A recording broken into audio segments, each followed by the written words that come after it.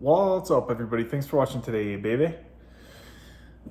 All right, guys, so today's video is going to be a little different than normal, a little bit more of a serious type video. I've had a few comments lately and a few people that I've spoke with that have been struggling with self-deletion thoughts. I'm trying not to use the word, but you know what word I'm talking about. I don't think YouTube is very friendly with using that word, so I'll try not to use it in this video, okay? But I've reached out to many of these people, and I've had, and shout out to the people that have been using my contact information and getting in contact with me with email that I have in the description of all my videos.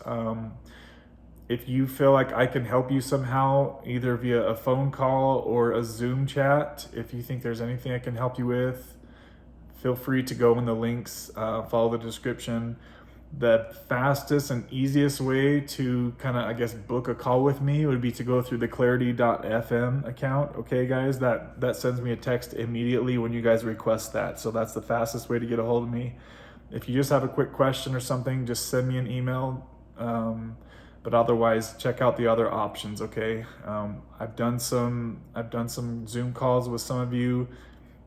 Clarity FM stuff. So I'm putting myself out there, and I appreciate you guys supporting the channel by booking time with me and talking with me about your personal problems. I know it's not easy to put all of your information out there in the comments, and sometimes it takes more than just a simple question or two to kind of dive into your issues. So thanks again for that support, guys. So let's talk about this. So I have plenty of experience with having thoughts of self-deletion. You know, as you guys have seen in the past, I have struggled with depression a huge amount, a lot over the years. And I think it all kind of started once I got into my opiate addiction, right? Because then you start tweaking with your brain chemicals. I also believe something that kind of contributes to that is that I experienced success so early in life. Do you know what I mean? Like, I come from like no money. When I was being brought up, we were very broke, you know, single mother of 2 children. And we were just on a very poor lifestyle, okay? So I started hustling from a young age because I didn't like living like that, right? So I found ways to make a lot of money from my teen years up until now. You know, making money comes very natural to me because I don't want to ever feel that feeling of being broke again, because it's a horrible, stressful way to live life. So I'm trying to remember where I came up, why I was going with that, talking about that. Anyways, so yeah, I have, as you guys have seen, I've struggled with depression. I've had plenty of self-deletion thoughts in the past, and it's just like, oh, I was talking about success. So I believe that's another reason why I sometimes get depressed, because when you're younger and you don't have much financial success, you think that that's going to bring the happiness, right? And then you get I had 2 Corvettes in my garage. I had a brand new luxury home all to myself in my 20s, guys. I bought a Dodge Viper when I was 23 years old, okay? So to go from being broke to having all that and then throwing in my addiction on top of it, it was just like stimulation overload. So I was thinking all those years that having all those material things would make me happy, and the truth is it was a very temporary happiness, just much like when opiates would kick in your system. It's a temporary happiness, right? And then it goes away. You get used to that flashy car. You get used to that luxury mansion that you're living in. And then the meaning of it doesn't mean as much to it. And then you're left with a huge payment if you're paying for that.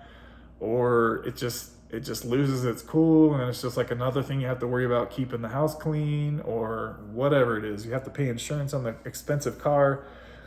And then it kind of goes down that road. So I believe between that and the opiates, screwing with my happy hormones, I believe those 2 things are what really kind of, because I feel like success it's nice to experience it on a low, steady upwards path. You know what I mean? That way you kind of always still have something to work for.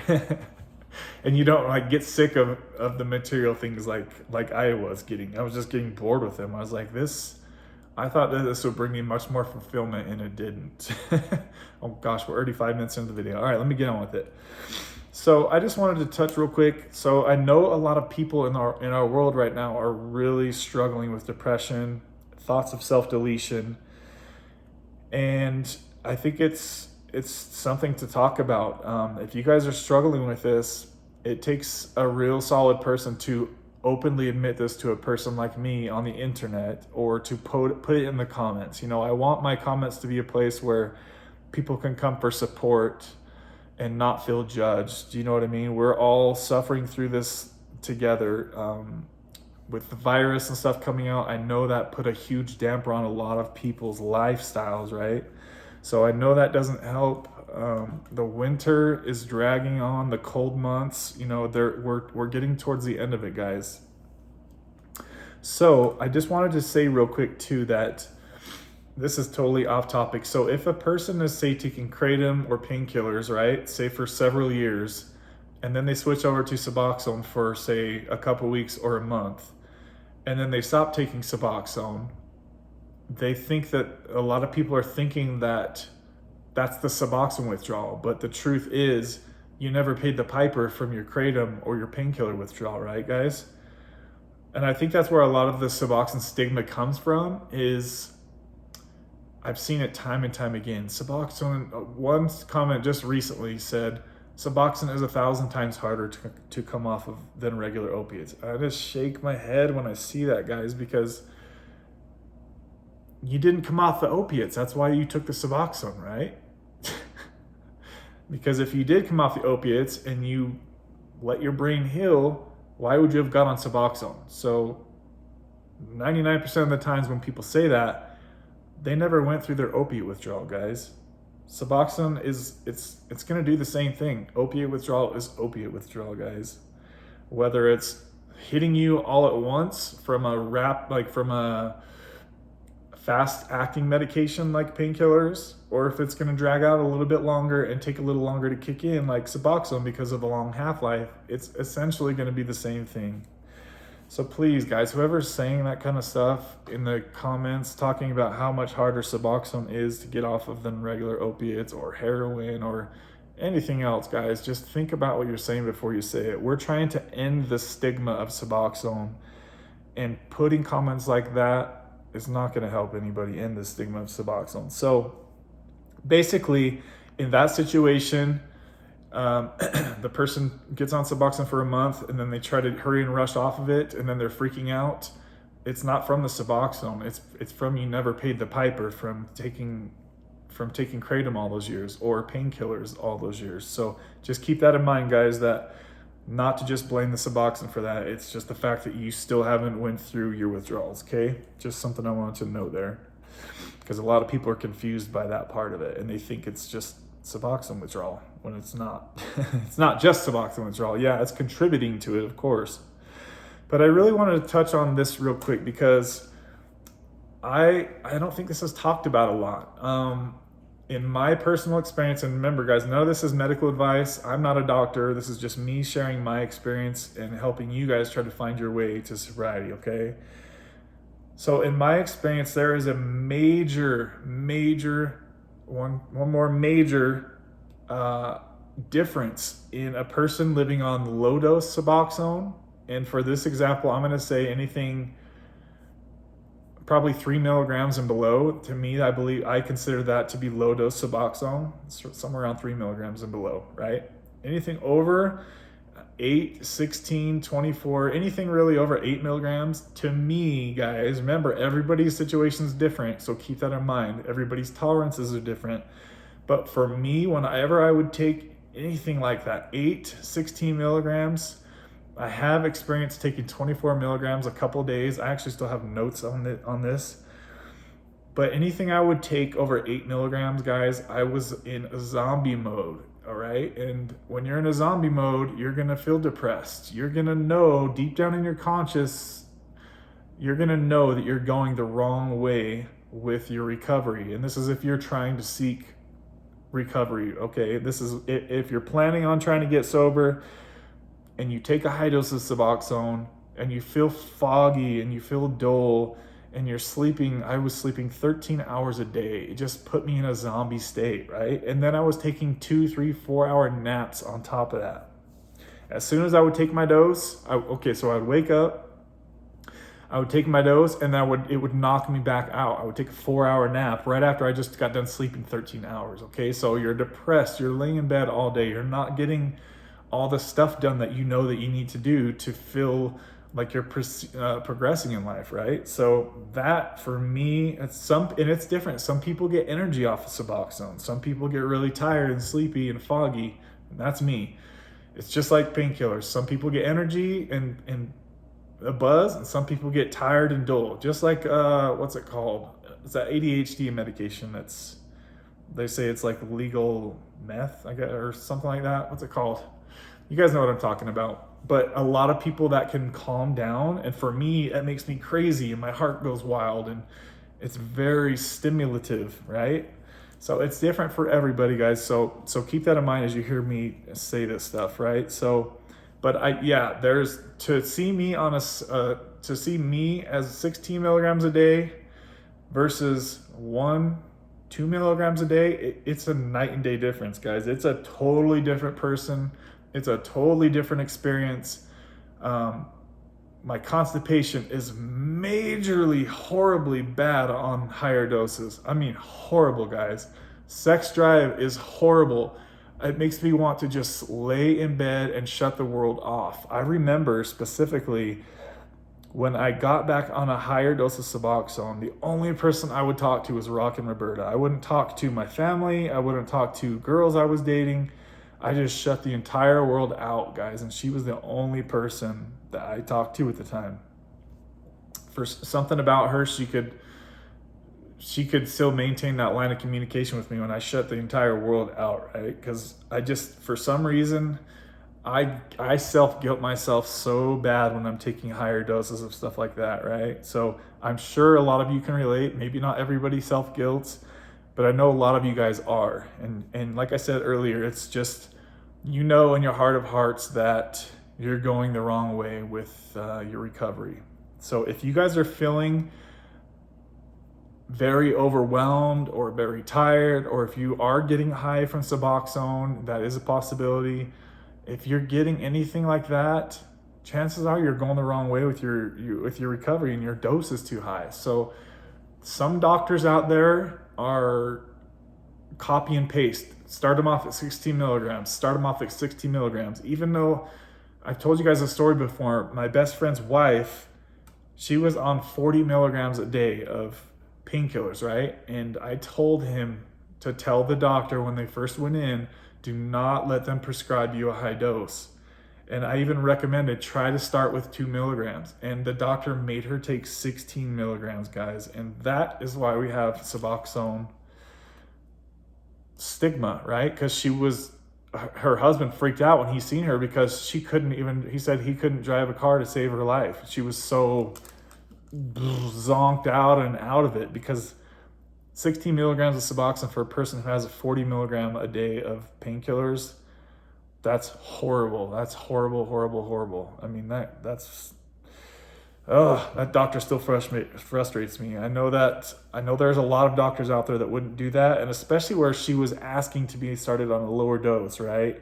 The doctor said, I'm the doctor, so I'll make up the mind on the dose. And I get that, guys. They're medical professionals, but also they have to realize that they don't understand what it's like to experience the feeling of 16 milligrams of Suboxone hitting your system. It's a very strong feeling, right? So hopefully you guys can find a good doctor that's willing to work with you, that's willing to start you on a lower dose, because the higher dose you're on, the longer it's going to take to taper off, right? So that's that, guys. I just wanted to talk about. Again, I cannot stress this enough. If you see me right now on my 1 milligram of Suboxone a day, you wouldn't even recognize the person if I was on 16 milligrams a day. I'm going to be a totally different person. I'm going to be way out of it, way unmotivated. I'm not going to get all my little things done around the house.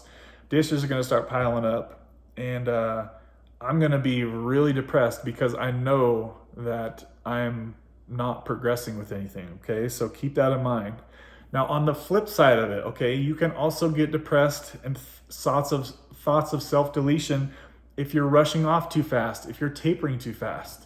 If you guys don't have much experience tapering Suboxone, you'll find out quickly that it's a strong medication, okay? And you cannot really just make quick, big, large doses, especially when you're in the lower doses, more specifically, and everything's gonna feel totally fine, right? That's not the way it works. It's a very strong medication. So when you're tapering, guys, you'll learn this quick, hopefully. The quicker you can learn that you need to really respect the power of this medication, even a 2 milligram dose of Suboxone is a high dose for people with low opiate tolerance, okay? Maybe you just if you took Creta once a day, right? And then you jump on 2 milligrams of Suboxone, that's gonna be a heavy, strong dose, okay? So just some things to think about. You will feel much better about your recovery as you get down to a lower dose. You just need to be patient with yourself, guys. You don't want to rush off this because, like I said, once you rush off with the taper, your dopamine and your energy is all gonna feel crappy. You're gonna feel out of it, like you don't have the energy to do it. You know, everyone's gonna have their own type of issues. You'll find what your issues are when you come through this, right? So what typically happens is people try to rush off of it, and then they'll screw themselves, and they'll start taking huge amounts again, okay? And then they're way back up here again with their tolerance. So slow and steady changes, guys. You need to find what works for you. You need to find your tolerance levels as far as how much you can tolerate, because one way or another, you're gonna pay the piper one way or another, right, guys? You're either gonna rapid taper and it's gonna really suck and it's gonna be really hard at the end, or you can do it slowly and you'll notice minor changes as you're coming down, right? But on the flip side, you're losing time, right? You want to hurry and be off and be sober. You're losing time because you're slow tapering. So you really just have to do what's best for you. Come up with a good plan with your doctor. Also, I wanted to point out, if you are having serious thoughts about taking yourself out like that, please tell a loved one. You have to let somebody know and get it off your chest, okay, guys? I feel like every person on earth can benefit from seeing a counselor. If your counselor sucks, find a new counselor, right? Because it feels so good to get these deep thoughts off of your chest without feeling judged. And, you know, hopefully that's another thing. If you guys talk with me on a personal basis, hopefully you guys can feel comfortable with telling me anything, right? Because I'm not going to judge you. I don't know you personally. I'm never going to see you in person, right? So things like that can really help, guys. Also, things that have really helped me is prayer, meditation. Today I did 45 minutes of meditation. I am going to make a video about meditation. I'm going to start a 30-day challenge on that. So if you guys don't know how to meditate, there's so many easy videos on YouTube about different ways to try meditation, and it really helps you guys. I promise it's worth it. You're not going to see immediate life-changing results. You know, it's just like when you pray. It's not like, whoa, immediately everything's fixed. I mean, he can help get you out of a jam, don't get me wrong, but it's not like immediate results. You know, you'd like to keep that communication line going. You like to get the progress going and keep it going. Also, fitness is a major thing. If you guys aren't into health and fitness, that will help your taper or getting off Suboxone. It'll help you big time. Eating healthy foods. If you eat junk food, you're gonna feel like crap, and that's gonna further make your depression crappy, right? Guys, I'm gonna look you right in the camera right now and say, make no mistake, guys, everything you see on this channel, I try to be lighthearted and supportive and uplifting, but make no mistake, guys, this is the hardest thing I have ever done in my whole life, right? I've watched my dad lay in a coffin with a bullet hole in his head. I had to watch my 15-year-old Chihuahua take her last breath as they injected the stuff into her. I've had to walk away from amazing people in my life. I've had to close out family members from my life, guys. I've had to open and close car dealerships by myself and run them by myself. Like, I've done a lot of hard things in life, guys. And there's way more stuff than that. But this addiction is the hardest thing out of everything by a long shot, guys. And I know it's kind of hard to tell through video if I'm really struggling or if I'm not, because I'm always trying to be happy for you guys, right? But like I said, this is a serious matter and this is a serious video, and I can relate to you if you're struggling with depression, if you're struggling with self-deletion thoughts, guys. Just remember, springtime is coming. Choose your battles wisely. Timing your taper, timing your Suboxone jump, if you're doing that, that is going to be crucial to your success, guys. If you're like me and you don't like cold, wintry, dark months, probably not a good idea to jump off Suboxone in the cold, wintry, dark months, especially at the end of it, right? Same with summer. I hate heat. Anything over 80 degrees and I get miserable. I get very short-tempered, right? So for a person like me, it's going to be best, and I'm going to kill my taper better in the spring and fall months, right? When it's cooler weather, it's comfortable weather. I'm not going to try jumping off Suboxone in the winter or the summer because I'm already short-tempered as it is, right? So just remember, guys, spring is almost here, okay? Please, please look at me. Please, guys, do not take a permanent solution to a temporary problem, okay? And your opiate taper is a temporary problem. And I know that it feels like it's going to be this way forever, guys, but that's a lie. That's the devil. That is your hormones being mismanaged. Don't believe the lie, guys. It's not the truth, okay? The truth is that you're going to be okay. The sun will rise again tomorrow, right, guys? If you can make it through today, the sun will rise again tomorrow. So just keep fighting, guys. Keep fighting, and please don't give up, guys. I lost two friends named Adam within a couple of months, guys. That's how bad our world is, that I'm losing friends with the same name back to back, right? It's winter time. My friend was struggling with bipolar. He was about to shoot his wife. She called the cops. He shot himself. He's dead. And he was a childhood friend. And they left 4 kids behind, guys. Mental health stuff, right? You might have a lot of money in the bank, but how is your emotional bank? You know, are you able to process emotions okay? Are you able to clearly react to situations versus freak out at situations, right? Think them through before you make action. Before you take your higher dose of Suboxone, think, why am I doing this? What am I trying to escape? You know, do I really need this? Am I really going to withdrawals? No, I'm not. So I'm going to go ahead and brush this little devil off my shoulder. I'm going to go do something productive, right? I'm going to go help somebody else. I'm going to go do the dishes. I'm going to go for a motorcycle ride. I went for a motorcycle ride today, guys, up in the mountains too, with about 4 feet of snow up there. I felt great. So I said all that to say this, guys. Don't give up hope, guys. This stuff will pass, and we'll all be singing hallelujah in the comments below when we all get past this, okay, guys? Some of us are getting really close to getting off Suboxone. Some of us already have. I do have more videos coming up soon. I hope that you guys are appreciating that I'm being way more in contact with you and putting way more videos out. I wouldn't be doing this if I was on a higher dose of Suboxone, right? Because when I was on high doses of Suboxone, I don't want to make videos. I don't care about this stuff. Like, I just want to sit there and suffer in my own head all day, right?